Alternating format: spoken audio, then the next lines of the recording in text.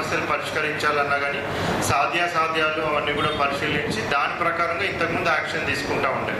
So ఇప్పుడు కరెంట్గా మాత్రం honourable chief minister గారు ఇందాక స్పీచ్ మీరు చూసినారు.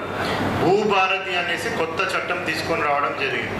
సో ఈ భూభారతి చట్టం కూడా బాబాసాహెబ్ అంబేద్కర్ గారి జయంతి రోజున మనకి హైదరాబాద్లో గౌరవ ముఖ్యమంత్రి గారు ప్రారంభించడం జరిగింది.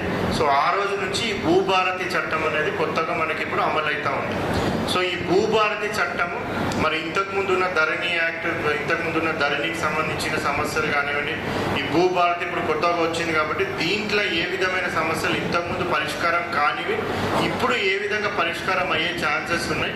సో పాత యాక్ట్కి కొత్త యాక్ట్కి ఏంటి డిఫరెన్సెస్ అనేసి చెప్పడానికి అనేసి ఆనరబుల్ చీఫ్ మినిస్టర్ గారు ప్రతి మండలానికి కూడా కంపల్సరీగా రెవెన్యూ బృందం మొత్తం అక్కడికి వెళ్ళేసి అక్కడ ప్రజలకు కలిసి సో వాళ్ళకి మొత్తం వివరంగా ఈ కొత్త చట్టంలో ఏమేమి